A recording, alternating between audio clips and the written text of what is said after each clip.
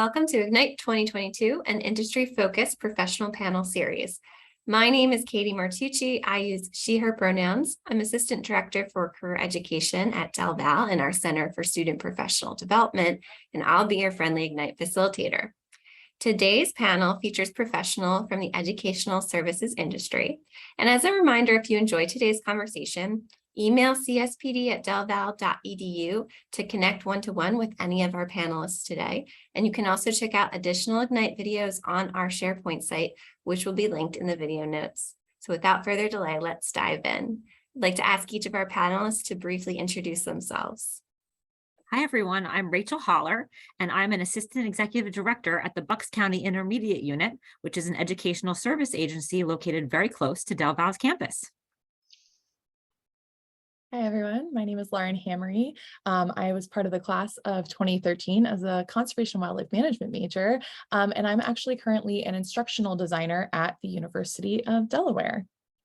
Hi, everyone. I'm Stephanie Morace, and I am the enrollment coordinator for all part-time and certificate program students at Delaware Valley University. Thanks, everyone, and thank you for being here.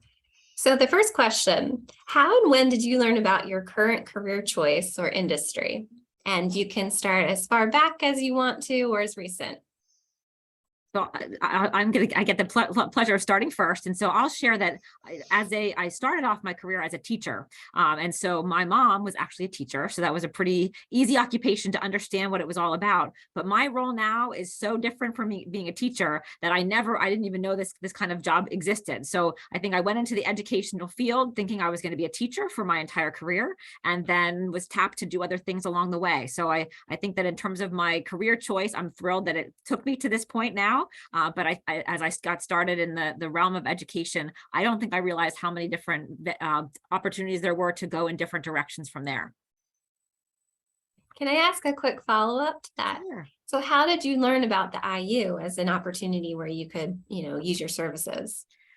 That's a great question. And so I'll share that I was actually a part of an advisory council that attended meetings at the IU. And so I was on that council for about 4 years.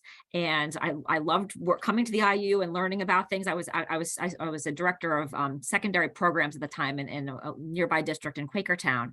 And so and when I found out a job like this was opening, where I got to do professional learning and working with leaders, I said, this is the job for me. So I think having seen it kind of behind the scenes and see some of the things that they were doing by attending the meetings, that's how I found out about that this was a possible job. And I was really excited to eventually join the IU team.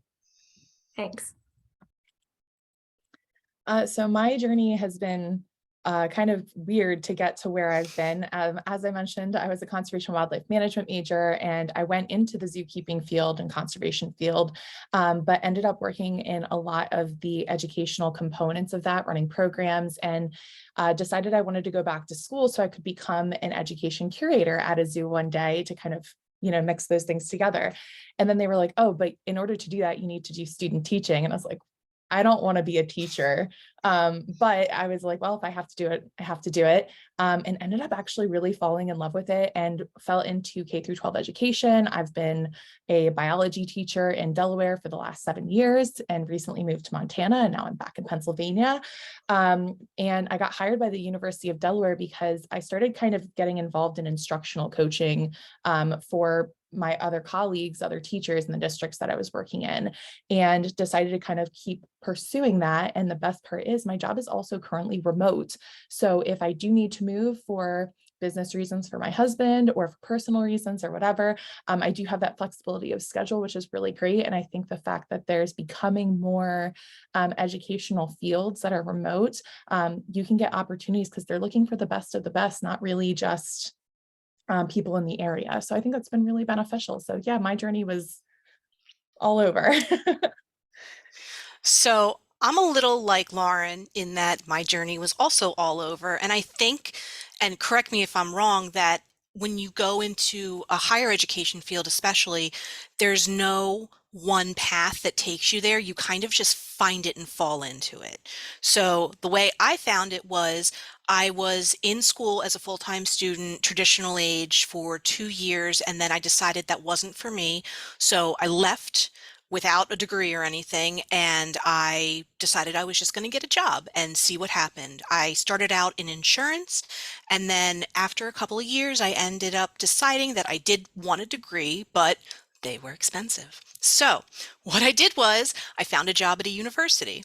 I took the job, I started getting degrees, and the job I had was ended up with was being an assistant to an assistant dean in a school of business.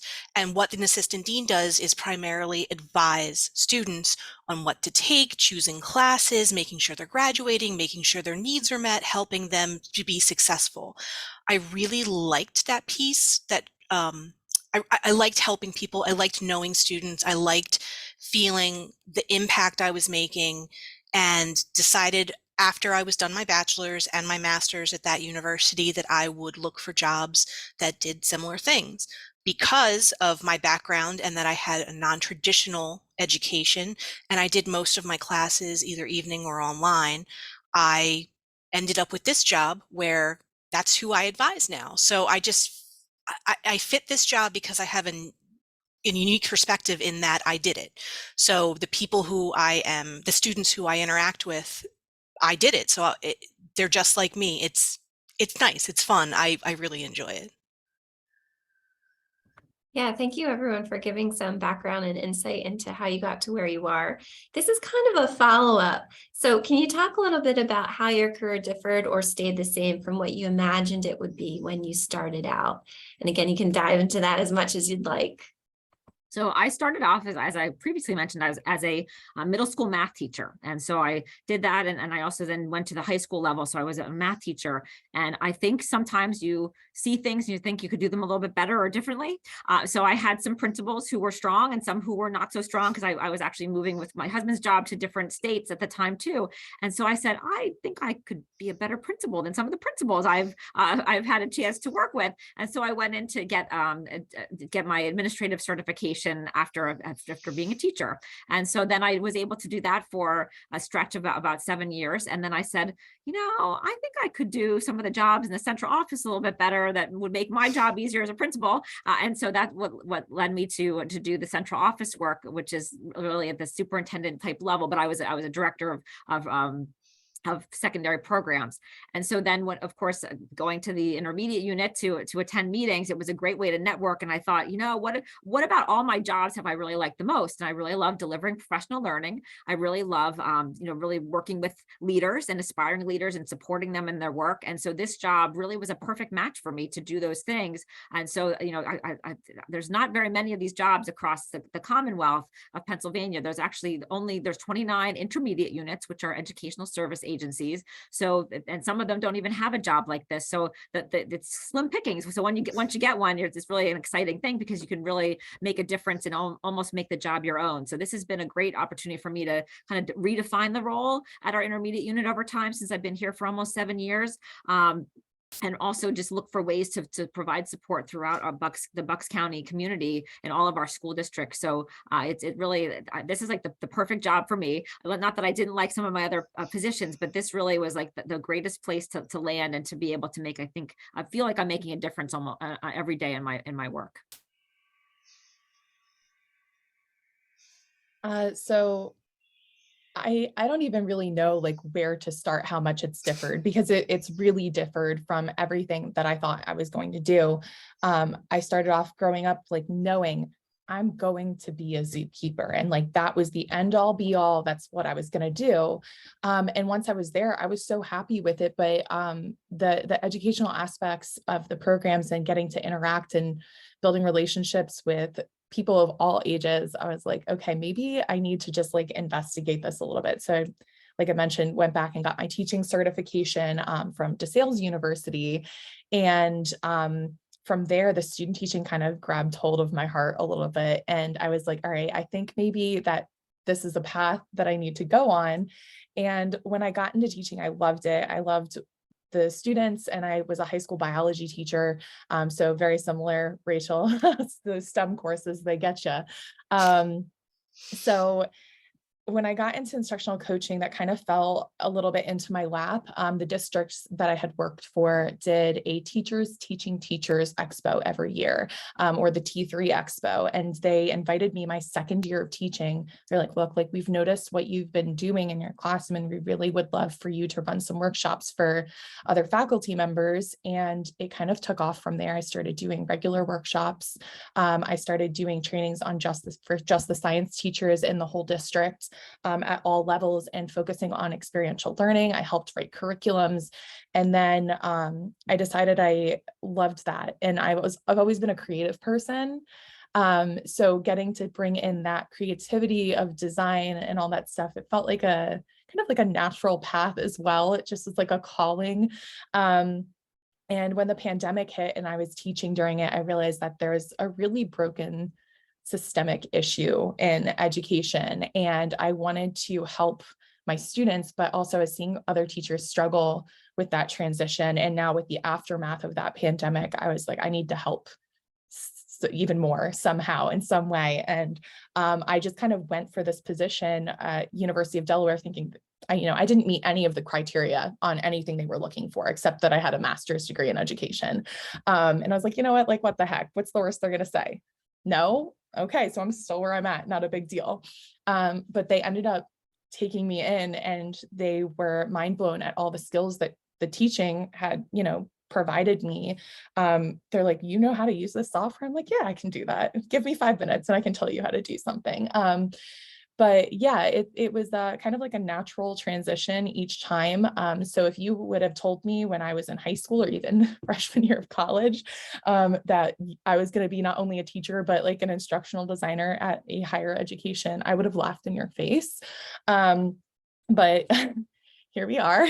And I love every single second of my job. I'm really making a difference for hundreds of thousands of students at such a large university, and allowing some sort of professional development with educators that I work with very, very regularly. So I'm enjoying it. It's been a great transition, and I'm excited to see what the future holds. So my answer is a little funny in that I didn't really have expectations of what I would do. I wasn't sure what I wanted to do. So really, when I was getting my degree, I was already working, and I kind of just like lied back and let the current take me where it was going to take me. I got a bachelor's degree in just interdisciplinary studies, which is basically like a hodgepodge of whatever you're interested in. And then I ended up with a master's in management because I liked the business side of it more. And I was working in a school of business, so I was just more familiar with that criteria and that kind of curriculum and things like that. And it does interest me, especially management. I like it. And like I said, I just fell into it. And kind of like what Lauren and Rachel are saying, you just realize how many people you can impact and help. And there's nothing like having someone come to you at the end of their program or even at the beginning and just saying, I couldn't have done this without you. Thank you. Like, you've been really so supportive and helpful. And it's just so rewarding knowing that what you do truly makes a difference to the people that you are helping. And, obviously you can't help everyone. Not everybody's happy. Certainly, I'm sure that Rachel and Lauren and Katie can agree that I do have students who are very unhappy with me and how their experience went. But, that just informs my job in how to change and how to do better and how we can adapt to make the experience good for everybody. So we always just strive to meet the goals for every student where they are and where their level is and where they're coming from. Yeah, I really like that everyone has, there's some similarities and some differences to how you wound up where you are today. And who knows what tomorrow brings as well. Like, the journey doesn't end. But yeah, there's so many ways to help within education outside of being a teacher. And I'm sure that identity also just kind of, for those of you who got to teach, stays with you still and informs your work still. But yeah, so many different pathways, some that you maybe seek out, some that kind of come to you naturally, others, like you said, Steph, you just let the current take you where it was going to take you. And all that's okay, right? We all have different personalities too. So I want to stress that to students. What works for your peer is not necessarily what works for you, or one path that you see a classmate take is not necessarily the path that is right for you. So this is great. Okay, so on to our next question. Can you just share a brief example of a professional obstacle that you faced and how you overcame it? I asked this question because I want to normalize the idea of making mistakes, coming across bumps in the road, and how we grow from that.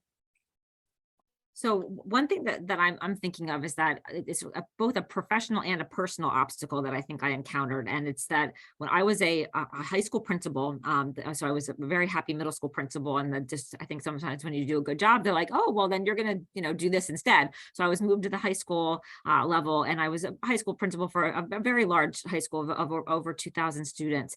And it wasn't necessarily like the perfect match for me. And so I really struggled with that. And I said to the superintendent who moved me at the time to the position, I said, I'll give you 2 years. But if in those 2 years, I realize that this isn't going to work for me and I wanted to start a family, if that's not going to work in my plans, I'm going to leave. And so a year and a half in, I met with her and I said, remember when I told you, a year and a half ago, that if this isn't going to be for me, and if it's affecting my plans, I'm going to leave. And so that's exactly what ended up happening, is that I think I was willing to walk away and not even have a position, but luckily an opening came up and at a cabinet level position, which actually was a little bit less stressful than being a high school principal, because that high school principal job is pretty darn stressful. And so I was able to start the family and get all that kind of moving in a wonderful direction, about 12 years ago now. And I think it was just the perfect time for me to kind of take a stand and reflect on my life and say, what do I want? And I could have continued to be a high school principal, but I also wanted a family. So that work-life balance was really critical, I think, in that moment, to make that decision and to acknowledge that this isn't the right job for me, and I can stay in it and be unhappy, or I can take a risk and go somewhere else. And hopefully in the long run, I know it was the right choice for me, but it certainly is. Sometimes you take those risks. It's so funny that Rachel says that, because I kind of feel the same way. It was like a professional / personal thing. Each time I kind of changed careers, it's a scary moment, because you train for such a long time and get that degree. And then you're like, well, do I feel like I'm giving up on my dream of continuing this or changing? Is this something? And it's scary. But making the transition to teaching was extremely terrifying, especially when you work, at all with children, but especially high school age children. That's a very scary moment, especially being, younger at that point in time. And being so close in age to those students, that's also really scary too. Like, are they going to respect me as an adult, or are they going to look at me like I'm just a big sister or a peer or whatever it is? That transition was really, really difficult. But after the first year, and the first year is always the hardest when you're teaching. After that first year, I was like, okay, I can do this. But then as that transition kind of started into the coaching kind of side, that was a hard decision to make too, is to leave the classroom, because you love your kids. They're your kids. They are your kids. That transition was really hard. But it's kind of been for the better, especially because now I feel like I'm also better about putting up boundaries, which I lacked quite a bit, both with zookeeping, because you're there for your animals. You are always on call. You are there, like, end all, like, you're their support. And kind of same with teaching, like, you're there all the time for events, to support your students, to go to sporting things, to be present in your teaching community, professional developments. And I was always the yes girl. And the pandemic kind of made me reflect a little bit on, like, wow, I'm going to burn myself out. And that's never good either. So I think my obstacle was just making transitions that were best for me, but also, like, trying to put myself first a little bit, because you can't, pour from an empty cup, so to speak, as the, saying goes. So I think putting up those boundaries and just having, like Rachel said, taking the risk of being like, all right, I'm gonna risk it. I've been doing this for so long, or I've been training for this and dreaming of this for so long, and just not being scared of things that can come up. And as Stephanie said, going with the flow. You just got to go sometimes where the current's going to take you. So I thought a lot about this question, and I don't know if you can know this, but Katie gave us the questions ahead of time. So this was the question that really stumped me because, like, what do you choose, right? I don't want to say there's so many obstacles, but there are a lot of things that you come across in your professional career that you either did expect or didn't expect. So the one that I ended up landing on was dealing with personalities that don't really mesh with yours. And I mean, specifically, like if you have a boss for example, I had a boss that was, let's say, a loud talker, but really like kind of had some issues when something didn't go right, taking it out on employees or just really getting overly aggressive about things. And it took me a long time to adjust and really realize that, number one, it wasn't necessarily about me. So my advice to you is that when you have something come up with either a colleague or a supervisor or something, it's never personal. It's never about you. It's always about the circumstance or what they're dealing with. And that doesn't make it right. And that doesn't make it okay. And you should never allow yourself to be taken advantage of, certainly. But sometimes if you just don't mesh with a personality that you're working with, you don't need to be friends. You just need to work together. So it's always okay to not get along with everyone. You don't have to be family or like, it's nice to have community at work and it's nice to have, like, family at work. And there are definitely always people that you get along with, but I don't need to get along with everybody to work with them effectively. We just need to get our work done. So I would say that my biggest obstacle, one of my biggest obstacles, was learning to just let personalities that I don't mesh with go and being okay with not being liked or not liking them. Thank you all. I really appreciate those examples and kind of bringing the personal into it, and really giving us some insight into, some actual real challenges that a student might face once they enter the work world after DelVal. So I have one final question, and if you can dig deep for your pearl of wisdom, this piece of advice that you would give a student who would be interested to work in the educational sector after they graduate, or is curious about an education-related job, what advice would you give them? Well, we are in really big need for teachers, and it's going to be a hot market for, I think, a number of years at this point. And don't believe all the news reports that you hear that it's the worst job ever, because it's not. It's a wonderful career. It's a choice. Education in general is a wonderful career field because you're making a difference in people's lives every single day. And while a lot of jobs can say that, you really are affecting the future generation. So I would say that, like, so don't be intimidated by what you might hear or be discouraged if you think, oh, this is like, I'm hearing all this terrible stuff about being an educator or teachers don't get respect. I think that, I loved Lauren's talking about that transition to leave the classroom and how challenging it is, because they are your students, that you are responsible for them.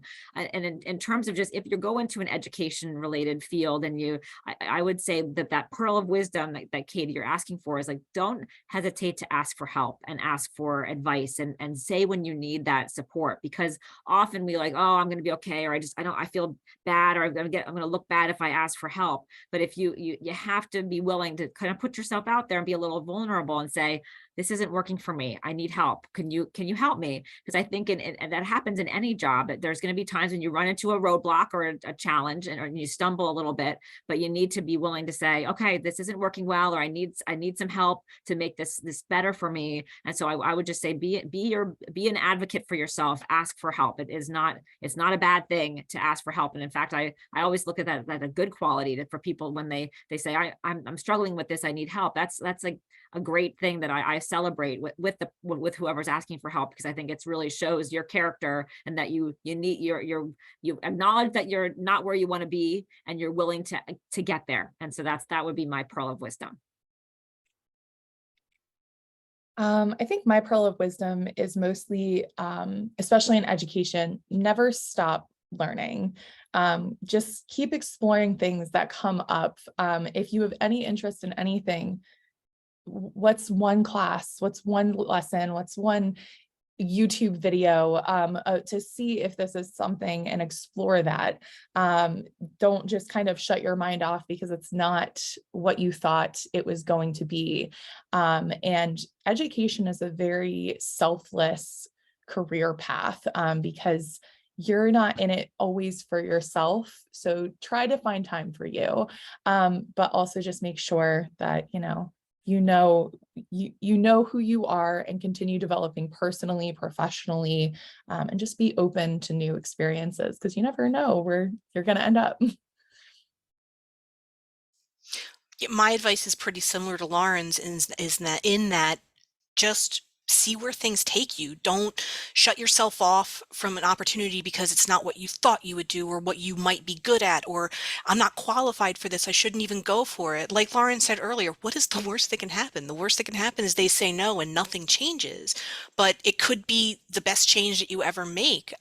All the good changes I made were ones that I didn't think I was capable of doing, and they ended up being incredibly rewarding. And again, I can't remember if Lauren or Rachel said it, if you had told me in high school that I would be doing this.